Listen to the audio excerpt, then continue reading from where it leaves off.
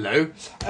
This week I'm going to be chatting to Nabihah Iqbal, formerly known as Throwing Shade, an esteemed sister who's just a badass. She's signed to Ninja Tune as Throwing Shade, presents on radio stations across the world. She's just such a badass, and is extraordinary live. Like, she's just excellent, and here she is. Ha, wicked. Will it connect? In fact, I'm a bit worried that this audio is not working because I had a weird pop-up on my screen. So I hope this works. Hello. Hi. Hi, can you hear me okay? Yeah, I can hear you fine. Can you hear me? How are you? I'm okay. How are you? I'm a bit weird. I've got a bit of a dicky tummy, so I've been in the loo for most of the day. It's been really bad. So if I get up screaming and run to the loo, you'd know why. Did you eat something dodgy? I don't know. I think I just drank way too much last night, and that's probably what it is. I think it just affected me more than food. It was beverages that did it. But yeah, how you been, considering your own health issues recently? I'm doing much better, thanks, yeah. It's just been a bit of a long haul since having COVID. But I'm back in the studio, which is good. I can't ride my bike or anything yet. How come? Because I just get out of breath really easily and my chest still hurts. So just walking up the stairs in the tube station's like enough. But hopefully, before I couldn't move at all. So I'm going in the right direction.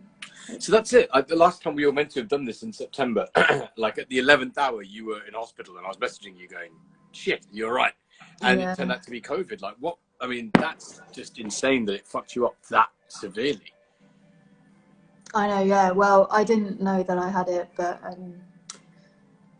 because I was getting strange symptoms. But yeah, it turned out to be COVID, so it was a bit of a shock to the system. What were the strange symptoms, if you don't mind me asking? I was just getting really bad chest pains and fainting. Fuck. So yeah. I'm so glad you're better, man. Thanks. So am I. You've had quite a year. So I mean, like, let's go back. All the way back to how it all started, let alone this year, because this year's been mad for a lot of reasons. But, you as an artist, you were known as Throwing Shade before, right?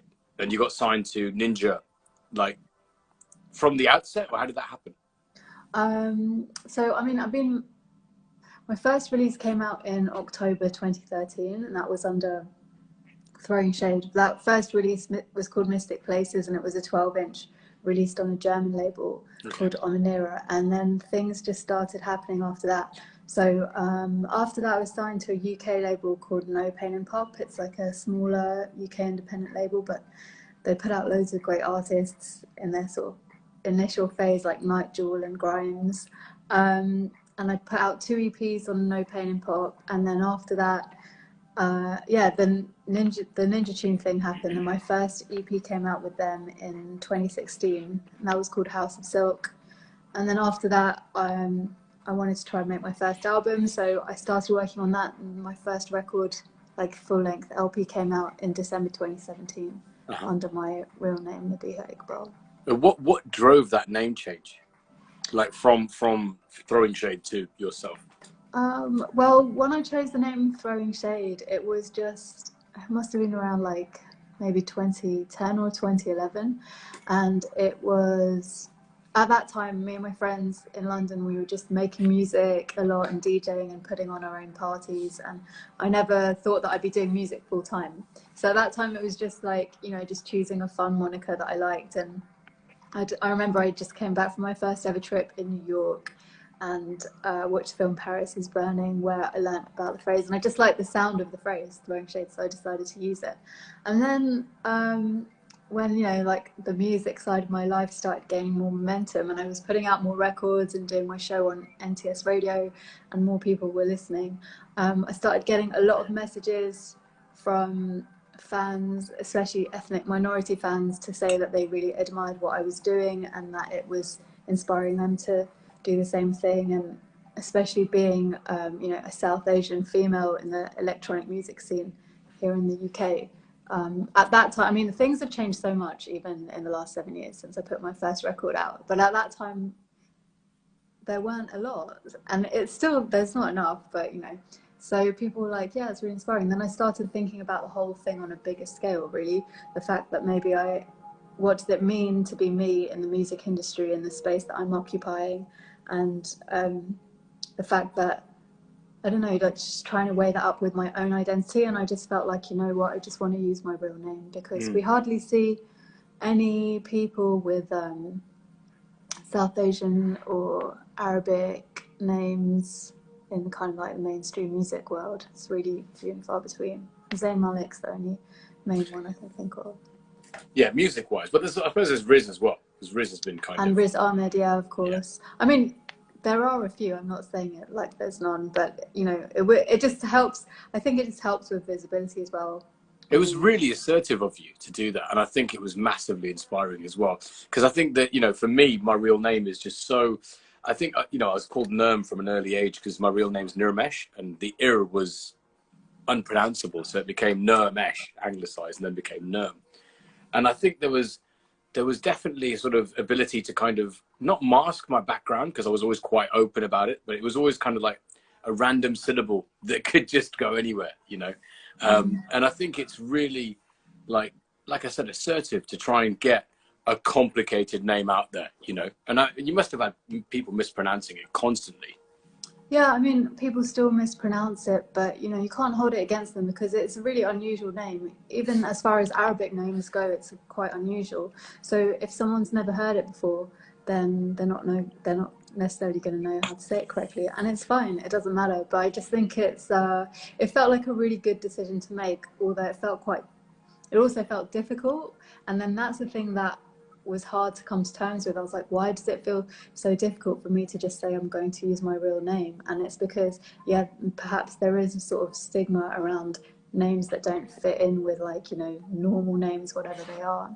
And even at the time, people were like, are you sure you want to do this?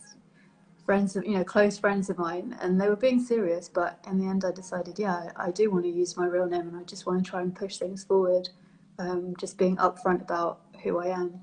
And it hasn't held you back at all.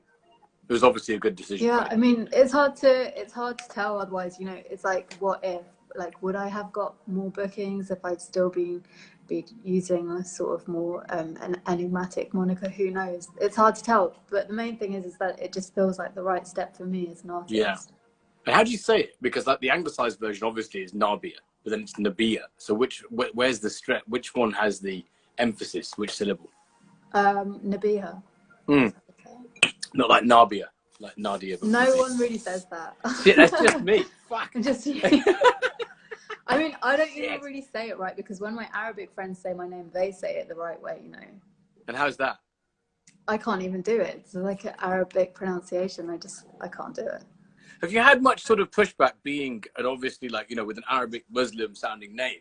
Have you had much pushback from the Muslim community doing music, which, you know, I guess on some perspectives could be perceived as haram, and you're a woman and all that kind of shit? Have you had any pushback? Or has it been just mostly love? Yeah, nothing Wicked. Negative. That's yeah, I think great. Mostly it's all fine. You like hear these spotlighted stories of people freaking out about music, but it's really the exception rather than the rule. People need to understand that. That's wicked. That's wicked. I mean, and then going back to this year, fuck, you've had so much happen to you. Like, it's been a mad year. And I'll mention that because you've made something positive out of it in terms of your latest album release or your latest CD release on Bandcamp. Yeah, I mean, I don't know. I just can't deal with any more bad things that happen to me. So, and it's not even just this year. I feel like it all started from last summer, really. It's like I was trying to finish this album to put out with Ninja Tune, and then I broke my hand in the summer, and I'd like set aside a couple of months of no touring or anything to just work on the album, and then I broke my hand right at the beginning of that time, so I couldn't do any music at all, and it was just a real, you know, I'm used to doing loads of work, and when something like that happens and it forces you to just stop, it's kind of hard to deal with. And then later at the end of 2019, I became like really exhausted from just doing 2 years straight touring and like going on so many flights, like 2019 and 2018, and I think my body was just like, stop. Yeah. So I just got exhausted and I didn't know what was wrong with me. So yeah, just dealing with that. And then this year is like, just to add to it, my music studio got burgled and I lost the whole new record plus 2 years worth of work. And then literally the day after that happened, my granddad in Pakistan, who's my favorite person in the world, had a brain hemorrhage, and so I booked a flight and just left to go and see him. Luckily, he was fine. He made a full recovery, but then lockdown happened, so I ended up I couldn't get back. So I was in Pakistan for 2 months, and it was just like after losing all my work and then being stuck there and not even being able to do any extra work. And then I came back, and then like just lockdown here, just annoying things happening. And then getting COVID and being really ill from that. But yeah, hopefully that was the last thing, because I can't, like, mentally it's just too much. It's too much to deal with. But I mean, honestly, I think that was the thing, right? There was this, you know, I've referred to this a couple of times in the past, but you know, Richard Russell, who founded Excel. Yeah. In his book, we're talking about sort of having the tools to turn all that negativity into what? I know it's a cliche. It's a complete fucking cliche, but it's kind of true, because you got the tools and you fucking did it. You put, you know, you savage your work together and put it out, like, what, last Friday? Yeah, last week. Was that cathartic, or did that feel like a release? Did that feel good, or like did it just dredge up all the shit like I've just done to you now? I just felt like I needed to get it out, because I haven't really been able to make a solid start on the new music since then. Because also after my computer got stolen, and then it was lockdown and I wasn't earning any money, so it just took me a while to even like buy the things back that had been stolen so I could start work again. But yes, I found some of the music that I lost, and that was on like random USB sticks and a private SoundCloud, and none of it was actually finished. It was just like works in progress. Some of it was just like kind of rough ideas, but things that still I like the sound of, and I felt like I wanted to share those ideas. So I decided that I'd just like make a little release out of it and put it out for Bandcamp Friday, with like a limited run of hand printed CDs and lyric books and stuff. So I did that, and it was actually really nice because the response was so positive. All the CDs sold out straight away. And then I had like my work cut out for me to like make all the artwork and everything, because I didn't realize how tough it's so much work when you're trying to hand make everything and make a point of that, and working with paint. I have like way more respect for artists who work with paint now, because it's not as straightforward as you think it's going to be at all. It took like a lot of trial and error to get it right. And was it just a fucking mess? Right. Was it just a mess everywhere? Yeah, it was a mess in my studio. The paint was like in my hair and everything, but it just also wasn't turning out how I wanted it to turn out. But it's just all part of the process, isn't it? So I spent like 3 days carving out this really intricate stencil with all the writing, and I'm just not, it's just like you have to be so patient. And then the stencil wasn't really working the way I wanted it to work, but I managed. You just got to try things out in different ways, and then I managed to make it work. Nice. How did you make? I just did 35, and that took so much time, and now I've got to make another batch. That's fucking cool. There's a demand for it as well. I mean, you know what? Through all of those setbacks and making the positive stuff, like turning it into positives, you've also been broadcasting constantly. So you've done your stuff on NTS still. You've still got your Asian network stuff, and you did that like while you were in Pakistan as well, right? Yeah. That's pretty badass. Yeah, I mean, you just got, in all of these times, right, you just got to like, well, my perspective is that you just got to try and keep going. And sometimes you have no energy and you don't feel like doing anything, and then that's cool. But just having a few things on the go, or like trying to stay a bit productive, I think is just really good for mental health. Yeah, man. And also your karate as well, which is pretty excellent. Thanks. Yeah, I haven't been able to go back to karate yet, but now it's locked down anyway, so the dojo's closed. But in the summer, we were all training in the park outdoors, and that was nice. And I love karate so much. I love it so much. See, I mean, like when we first met, was that there was a panel for, was it London Short Film Festival? We were both on this panel before a film called, it was Takrakor, wasn't it? Yeah, it was Takrakor, about sort of Muslim punks and the Kaminas mainly, which are lovely brothers from Boston and New York. But that was, I remember like sort of hearing you speak, you were incredibly serious. Like you're sober, you don't drink, you don't take drugs. You're very, very focused on productivity and sort of keeping yourself well. Didn't that sort of help traverse all of this shit that's been thrown at you in the last year and a half? Yeah, I mean, I guess it it must help because there's less poison going inside my body, and maybe I'd be way worse if I did all of those things. But yeah, I don't know. It's just part of my outlook, really. Like I've never drank alcohol. I don't take drugs. I'm just like high on life, I think. And music's the only thing I need to make me feel good. And yeah, I don't know. Just it's just part of who I am, and like always just trying to like work and get things done. And I'm not gonna lie, this year's been hard, but just because of all the things that I've been through, and for the first time I was actually feeling quite like sad and unmotivated, and it really didn't feel like myself. But then I think a lot of us have all been dealing with those sort of issues this year. Yeah. And it's just natural, and sometimes it's important to not beat yourself up about those kind of things, because then you get more frustrated. And yeah, like, so what I was just like, okay, fine, I feel like this, I'm ill, I can't move, so I just was binge watching Come Dine With Me because my brain, I couldn't even concentrate on reading a book, but it was fine. Sometimes you just need to do that. There's also, I mean, like, this thing, like, sort of, you end up finding creative sort of solutions to shit constantly. So like in Pakistan, there was a whole, like, you were doing this whole series on Instagram of like various herbs and spices and just stuff that was growing there. It was like sort of like a weird, not a weird botanist, but it was a really refreshing look at botany in Pakistan, which I thought was wicked. That lockdown herbalist series, which has turned out to be the most popular thing on my Instagram, and it doesn't even have anything to do with music. But no, it was, I guess, this time when I was stuck in Pakistan, I was there for a long time, and for the first time I started really paying attention to my grandparents' sort of like daily rituals and the kind of things they take to, maintain their health, or just things they put in their food, what they were growing in their garden. And it's been around me my whole life, and it's probably the same for you because it's so embedded in like South Asian culture, but you can either choose to like tune in or tune out, and I just never really paid attention. But then this time I was like, well, I think partly maybe it was because I was also treating that time as a detox for me, and it really helped my health just being out there for 2 months and resting and eating properly.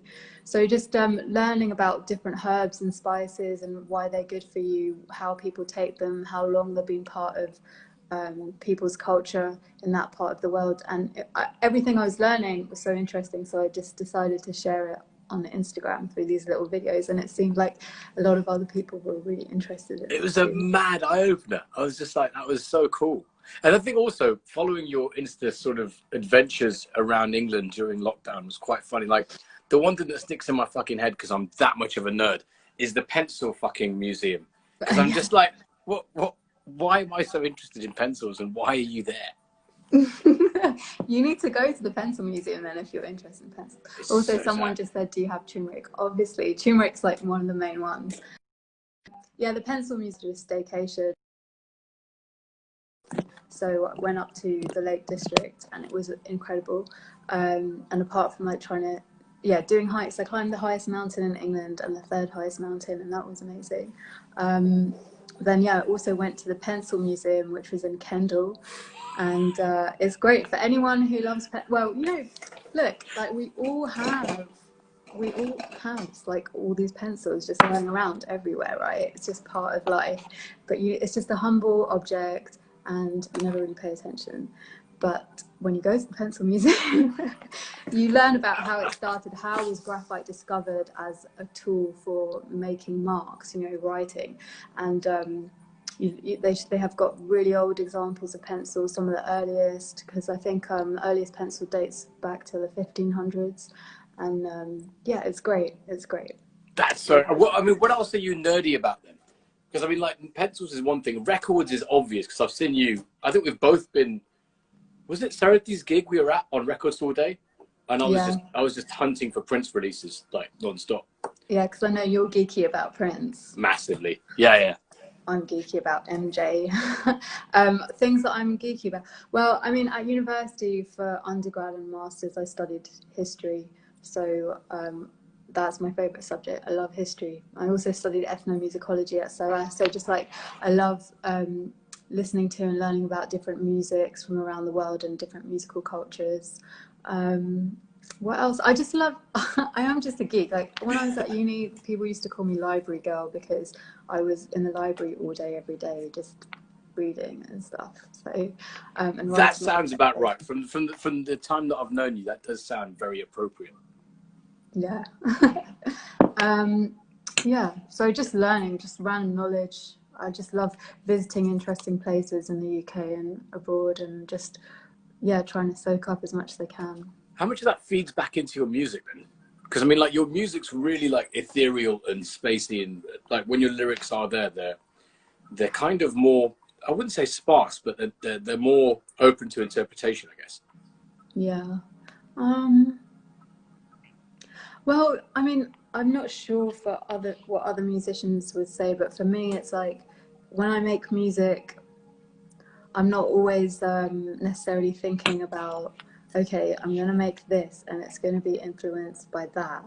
I just make it, and then it's interesting to see how people interpret it. There's definitely themes and ideas which inspire the music that I'm making. So, for example, this release that I've just put out on Bandcamp of the unfinished songs, and the title's Blue Magic, Gentle Magic. A lot of the themes that inspired that music were things like the book by Thomas Hardy, Tess of the D'Urbervilles, because I was reading that at the time, and I think it's the best book I've ever read. Brokeback Mountain, the film. I'm thinking about Michael Jackson and like his death and what things that happened to him, and then just like relationships, things like that. I don't know, it's so random. It's just stuff I think about and then it just filters through, and a lot of it's subconscious, I guess. Yeah, there's a weird kind of like talking about your affiliation with MJ. There was this kind of weird thing I felt by Prince, which was almost paralysis, which is like, what is the point of making music anymore because it's never going to be that good? Yeah, I know. I mean, I know. Well, I mean, it's easy to get lost in those kind of thoughts because, yeah, there's always examples of music that you think's the best thing you've ever heard. But then at the same time, all music's different, and creative output it's so personal to the person doing it. So, yeah, I mean, I know my music's never going to be like Michael Jackson's music, but I get so much joy from listening to his songs and inspiration as well, you know, like it's quite motivating to watch videos of him or listen to his records and think like, you know, he only put out 5 proper albums in his whole career and there were really big gaps between each one, but then every single song on that album might have been like a #1 hit single, which is like a very, very rare achievement. And it's the opposite of Prince, who put out an album every single year from 1978 onwards. So it's like very different approaches to creative output. yeah, But yeah, totally. I mean, look, there's always, I think you can't compare yourself to other people, right? Because if like any of us compared ourselves to Michael Jackson or Prince, yeah, we would just give up. I mean, yeah. But it's exactly. more about just being on your own journey and realizing that there's always room for improvement. There's always room for development, for change. You know, everything's just an evolution. So, yeah. I mean, that's another thing about your music. Like when you changed your name from Throwing Shade to your own name, didn't change your name. You just revealed yourself as yourself. But you know what I mean? Did you get anyone sort of question you going like, well, you're called Nabihah Iqbal and you're not making or playing music that's necessarily brown? Well, on the whole, no one questioned it. Everyone just like took it for what it was, and that's how it should be. You know, you should just embrace the music, and if you're into it, you're into it. But when the album came out, there was one review on Accelerator, which I now boycott because I can't believe that they gave it the go-ahead, really. And it was this review where it was written by a white English guy, and he just said that the whole thing didn't make sense, and I'm a South Asian, so why wasn't my music sounding Asian enough? And I'm looking at the review right now. Spoke about me playing the guitar as like a beautiful thing. I don't know, it was very condescending. And so, yeah, I don't know, it sparked quite a debate online. And even though, yeah, I felt like a lot of what he said was problematic, it was interesting to see the discussion that opened up around that review, because it's dealing with exactly the kind of points I was trying to spotlight by changing my name and using my real name. And then I wrote a response to his review. I wrote my own article for Dazed where I just kind of spoke about that and like, you know, having preconceptions about people's music based on what they look like, and I don't know what's allowed and what's not allowed. Yeah. For example, examples I used were like, you know, the Beatles adopting sitar music, or Eric Clapton playing blues, and you know, those are, when it's that way around, people are always applauded for it, about, you know, being forward looking and open and experimental and like taking on these different musical cultures and it being fine. And then sometimes, but like the other way around, I mean, it just didn't make sense to me, because I'm London born and bred. I grew up listening to guitar music. It's just who I am. Like when I was really young, my favorite band was Oasis, and then when I was a teenager, I was really into punk and ska and metal. So it's just like, that's just how it is. Yeah. That whole orientalization of music really pisses me off. Like it just gets on my nerves so much. And I just wondered if I didn't know about that interview, but they've pulled it now, which is a shame because I wanted to read it. Have you got it offline? Oh, have they deleted it? Yeah, they've pulled it. It wasn't deleted before. I mean, yeah, I probably do have a screenshot of it somewhere. Yeah, man, send it to me offline, man. Okay. I don't want to read that shit. That's interesting that they've taken it down. Yeah, I can't find it. It said there's a Guardian interview with you that talks about it, and it says that it's since taken down and they can't find it anywhere. So I think they've pulled it. Okay. Yeah. So yeah, I'd like to read that shit. But that's I mean, that's kind of cool that you can do what the fuck you want to and on your own terms, which was quite like when I first discovered your music, I was just like, fuck, well, not discovered your music, that sounds so fucking condescending. When I first came across your music, I was just like, fuck, it was a revelation, because it just reminded me of like the film Donnie Darko, but audio wise. Wow, that is a good compliment. I love Donnie Darko. Yeah, that's exactly what it was in my head. I was just like, this is Donnie Darko, but for audio. It was wicked. Yeah. I'll remember that one. Yeah, man. And then also, like, so you're prolific broadcasting. You've gone around the world. You've sort of, you know, reported on everything. And I saw recently that the hut that NTS is like broadcast from is just gone. Where have they moved to? It's so sad. I mean, we're still in the square, but they've built like these other temporary huts on the opposite side, but they're very different. They're kind of like in these shipping containers. But that original NTS radio studio was like so iconic, and it's where I began my radio journey, and where, you know, so much great music's been played out of that place, and amazing like connections between different artists and musicians and DJs. So it's kind of sad to see it go, but it's because they're redeveloping that square now. So it's just part of what happens to London. I thought it already was developed. I know, that's what I thought, because anyway, they're redeveloping it again. That's nuts. So with this next album you're working on, what's your approach to it? Like, are you gonna like funnel all this bad shit that's happened to you into music, or is it like gone now and you're gonna move forward? Well, I think that the bad things that have happened to me are going to fuel the new music. So one of the reasons why I wanted to put out those unfinished songs is because like it was kind of just sitting there, and that was like a whole ethos I was working on. I just wanted to get it out, because I feel like everything I'm going to make now is going to be so different, because, you know, just considering what everyone around the world's been through over the last year or so, I don't know, I'm just thinking about it. And like with me, my main aim is always to just make music that people have an emotional response to. You know, I just want them to feel something instead of nothing, even if they don't like it. But now I just want to channel all of that into making music that makes people feel good, because like that's what we all need right now, you know? Yeah. So I just want to try hard, and in my head I just want to make songs that you'd want to listen to really loud when you're driving, and you want to listen to on repeat, and you just, you know, when you listen to it you're like, this is joy. Yeah, that's how I describe my vision for what I want to do next. Fuck, God knows we all need some more joy. Like, it's insane. I think my sort of strategy of coping has been this Wednesday thing, just to sort of have a few drinks with a buddy and just talk about. I've got my homemade cranberry juice in my flask. I drink that. Wait, is that a metal flask? Yeah. with cranberry juice. Doesn't taste all metallic. No, it's fine. It's fine. I've been making my own juices. I got a juicer. It's How changed the my life. hell do you make cranberry juice though? It's just that, like, With cranberries, yeah. yeah. I And, mean, no shit, Sherlock. I mean that. no, well, you know what? When you make natural cranberry juice, it makes you realise that what you buy in a bottle as cranberry juice is not anything like real cranberries. They must just put tons of sugar in it because Yeah.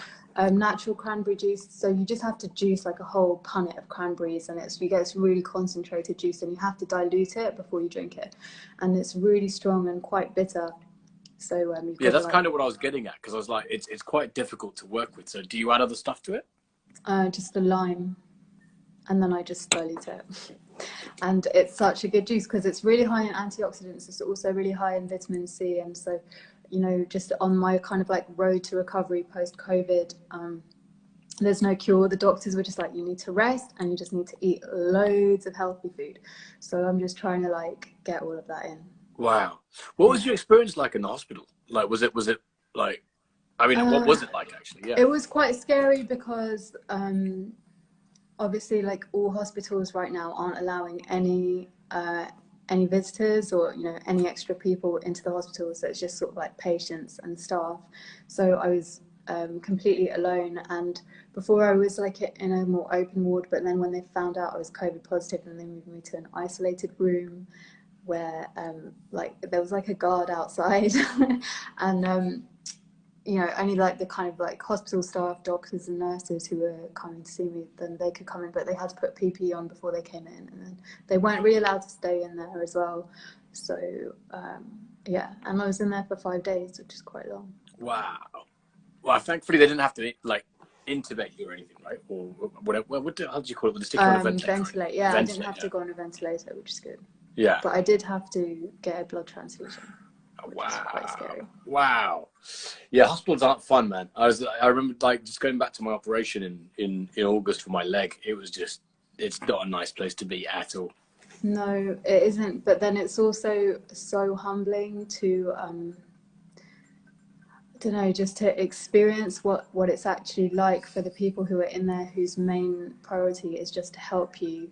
And I don't know, you experience. For me, I felt like you experienced this higher level of human energy, like through care and compassion, which we don't experience on a daily level, because day to day you don't need it. You're just fine and you're just walking around and you're doing your thing. But when you're completely debilitated and you can't do anything without people's help, and you need people to help you to bring you back, like literally from the brink of like whatever it is, dying or just being like seriously ill, and to know that I had this virus that's potentially fatal, yet people were still coming in to whatever it was, you know, like give me my food or change the bedding or you know, treat me, and they weren't even thinking about the fact that they were exposing themselves to such a danger. It's just, I don't know, it just makes everything pale into significance, really, because it makes you think like, you know, those are the things that really matter in this world. And yeah, I think people forget that really easily, especially with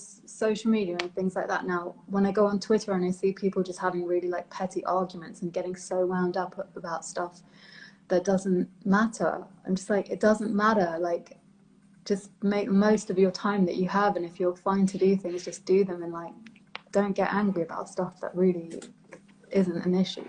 Yeah, there's more positive things to do with that energy, I guess. Exactly. Than just fucking waste it. Exactly. Like me being in there and just seeing all the nurses there who are doing the night shift for, you know, 7 days in a row or whatever. Just, you know, it's hard work. It's such hard work, and it just, yeah, it just, I don't know, it just puts stuff into perspective for me, really, about like things that matter, things that are important, and things that aren't important, and appreciating the right things, and just like being focused in the right way. Yeah, it's funny how some of those things can actually work as motivators for you. Yeah, it's like, you don't know it though. At the time, I was so like out there. My dad was trying to like console me on the phone. He was like, you know, sometimes being in isolation can be really good for creativity. And I was like, yeah, okay. I'm not really sure if it happened, but that experience was, I've never been that ill before. I've never spent so much time in hospital before. So yeah, it was something very new for me and very insightful.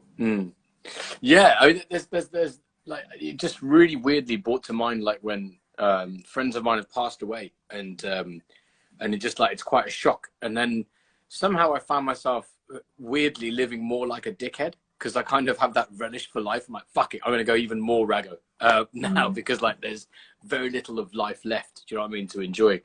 So I might as well enjoy it as much as I can, which is an odd motivator. You'd think, you want to, yeah, it has funny effects on you, things like that. Definitely.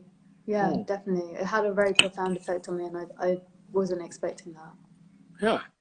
What are you reading at the moment then? Oh, you can't read. What were you read? What's the last thing you were reading before? Well, so I'm just really, really obsessed with Thomas Hardy right now, and I'm trying to read all his books. So Tess of the D'Urbervilles was the first one I read properly, which I mentioned influenced a lot of that. The music I was working on.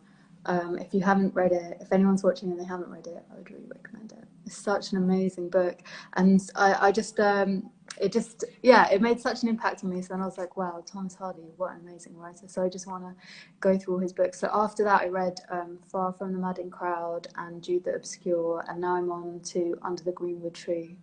Yeah, and then after that, I'll read Return of the Native. So I'm just going through all his books. Nice. Just getting through the whole bibliography. Yeah, basically, and there's a lot. Sick. Yeah, I've been reading. There's a biography of Ravi Shankar's by Oliver Crask, and the thing is, that's the new one, right? Yeah, and it's fucking dense. Like, I can't get through more than 2 pages of it because I have to reflect on the thing. Like, it's beautifully written. It's really interesting, but it goes from sort of biographical stuff to sort of music theory, like sort of the whole evolution of classical Indian stuff. It's wicked. It's so good, but I kind of have to read it and take notes at the same time, and then sort of like learn, digest it. Yeah, that's how it should be, right? I mean, it's just, I'll show you that this intro is just nuts. So it's got this whole sort of, it talks about the formation of different styles of Indian classical music across the different regions, how they came together, the evolution of the instrument, like everything. Yeah, I mean, this is crazy. So look, there's that. This is just wicked. Look at that. Wow. It's got the whole breakdown, and it's got all the sitar. Yeah, of the sitar that he sort of designed, and then all the talas that have been created and the raga names and stuff. It's just nuts. It's like a full weird deep dive into stuff that I know nothing about, really. I'm just like, I whoa. need to get that book. It's wicked. It's so good. I've just been inundated, like obsessed with that. Prince's autobiography, which is really weird. It's so weird. It's basically, I haven't read that either. It's crazy. It's like handwritten notes that were published. Let's pull this up. This.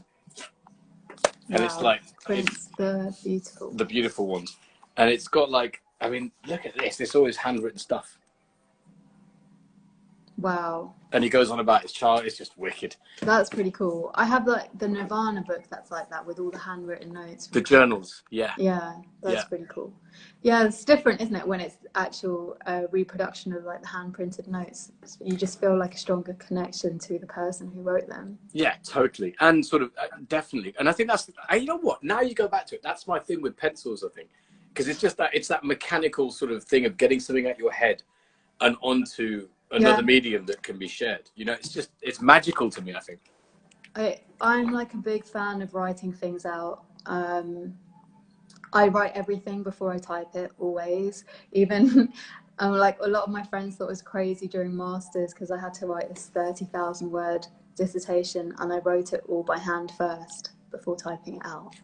But I feel like my writing comes out much more easily when I just try and put pen to paper, rather than typing. You end up just deleting and deleting and deleting. And I feel like when you write stuff, it's even like the same when I write lyrics and ideas in a notebook, just writing things. And yeah, maybe you won't use it, but then it's still all there and you can go back to it. Yeah, totally. Well, I mean, like, shit, you know, the other thing that got me was like George Lucas wrote all of Star Wars on like legal pads with pencils. Wow. And then typed them up. And then obviously Roald Dahl wrote with a pencil as well. Yeah. But he has questionable ethics in his part as well. But there you go. But listen, I actually need to go to the loo, and I'm sure that you could do with a break from talking because your breath must be quite limited. Yeah, you're making me sound like I'm just. I mean, yeah, it is. I have to walk quite slowly still, which is a bit annoying. Oh, mate. Oh, mate. Well, look, I hope we can meet up and have drinks like that day on Brick Lane, because that was loads of fun. Yeah, when will that happen again? I so want to go to a fucking gig. And of course, I mean, we were talking about Hamburg as well. All of that just fucking fell apart too, Yeah. gigs-wise. Well, I mean, there are no gigs this year, but hopefully, I don't know, things seem to be moving in the right direction. We're trying to like get a vaccine and sort this situation out. So hopefully by next year, at some point, we can start like enjoying life. I hope so, but I think I'm a positive pessimist, and I'm like, I'm not going to believe it till it fucking happens. Do you know what I mean? And there's been a significant trial and all that kind of shit. I'm kind of like, yeah, I think I'm holding out for like mid next year, I reckon. Okay, me too. I don't know. I was really optimistic before, but like that optimism is slowly waning away with the, like, you know, each like further lockdown or setback or whatever. So yeah. Or just fuck it. Let's just all immigrate to New Zealand. we can't even leave the country right now. How are you going to do that? That's very true. Yeah, my friend, like, you know, Alex Perez, drum and bass DJ, producer. So he's moved to New Zealand, and I'm just so jealous of like watching him play gigs and stuff. I'm just like, yeah. It's so annoying. I mean, I feel like I really need to be in a hot, sunny place right now because the weather here is so dark and dismal. And so, yeah, if I got a chance to just leave to go somewhere, I'll just go straight to the Southern Hemisphere for the next few months. Which is normally what I do this time of year. I kind of miss India too, because I'm normally on tour in India this time of year as well. I'm just like, Oh, but you know, hopefully next year. Exactly. And first world problems. I mean, shit, I've got a roof over my head. I've got beautiful friends to talk to and encourage each other and be creative with. So, I mean, it could be a lot fucking worse. You know what I mean? Yeah. So, yeah. You've got everything you need. So, you know, just chill out. Got a pencil, got a pen, got a pad, fucking ready to go. Exactly. Do you know what I mean? But look, love, I'm going to head. Thank you for joining me. I'm going to go to the loo and sort myself out. Thanks for inviting me to have a chat. Yeah. And thanks for everyone who's been watching and commenting. I've been seeing the comments. Yay. And yeah, it's nice. It is nice. I think both of us being ill, I think we pulled this off quite nicely. So there you go. Yeah. Well, big love, sister. I'll see you soon. Okay, thank you. Take care. Bye. Bye.